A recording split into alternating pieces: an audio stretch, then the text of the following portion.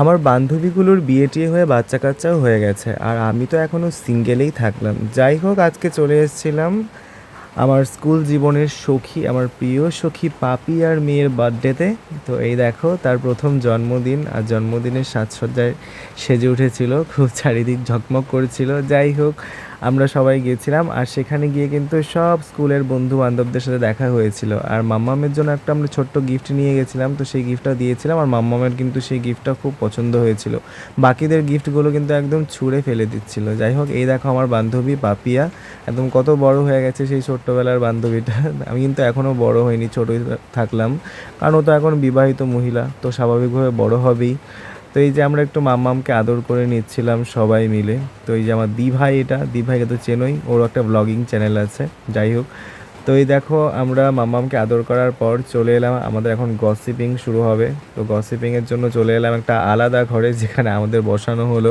আর এই ঘরটাতেই কিন্তু birthday celebration হয়ে গেছিলো। আর যেহেতু আমরা একটু দেরি করে এসেছি, তাই সেখানে বার্থডে সেলিব্রেশনের মুহূর্তে থাকতে পারিনি। তো বাকি যে এরা এসছে, আর আমরাই কিন্তু এখানে এসেছি। আর বাইরে কিন্তু এই দেখো আমাদের রেশমি রানিও চলে এসেছিলো। আর এটা হলো আমার আরেকটা বান্ধবী আর তার বাচ্চা। তো যাই হোক, পাকু কিন্তু, ওর নাম হলো পাকু। পাকু আমাকে থেকে ভয় পেয়ে গেছিলো। তো ভিতরে এসে অনেক দিন পর দেখা হলো।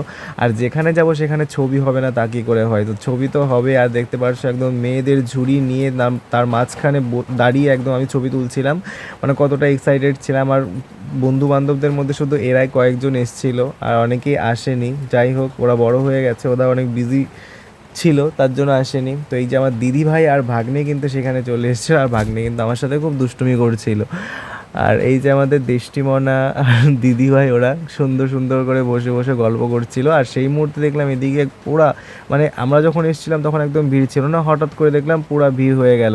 তো আমরা খাওয়ার জন্য গিয়েছিলাম, তো খাওয়ার জন্য, এখন খাওয়া দাওয়াই তো মেন, তাই না? কারণ বার্থডেতে গিয়েছে, একটু অ্যাকচুয়ালি সবাই তো পেটটা নিয়েই যায় খাওয়ার জন্য। তো যাই হোক, গিয়ে খাওয়া দাওয়াতে বসে পড়লাম। আর এই যে আমার বান্ধবীর মাটা এখানে বসেছিল, তো এখানে খুব ডিস্টার্ব করছিল, পাশ থেকে দেষ্টিমোনা খুব ডিস্টার্ব করছিল, ভিডিওটা ঠিকঠাক করে করতেই পারছিলাম না। তো অবশেষে আমার আরেকজনের সাথে দেখা হলো, তোমাদের সাথেও পরিচয় করাবো। এই যে আমাদের প্রিয় সুমন্ত ভাই, এই দেখো। মানে এটা আমার স্কুল জীবনের ফ্রেন্ড। তো এই দেখো, আমরা খাওয়া দাওয়া শুরু করে দিয়েছিলাম, আর বিভিন্ন ধরনের আইটেম হয়েছিল, আর রান্নাবান্না সত্যি সত্যি খুব ভালো হয়েছিল। তো খাওয়া দাওয়ার পরে ভুরি ভোজন শেষ, শুনলাম ওদিকে হাতে বেরিয়েছে, তো আর দেরি করলাম না, দেরি না করে চলে এলাম বাড়ি। দেখা হচ্ছে পরের ব্লগে, ততক্ষণ ভালো থেকো, সুস্থ থেকো, ভিডিওটি ভালো লাগলে লাইক করো।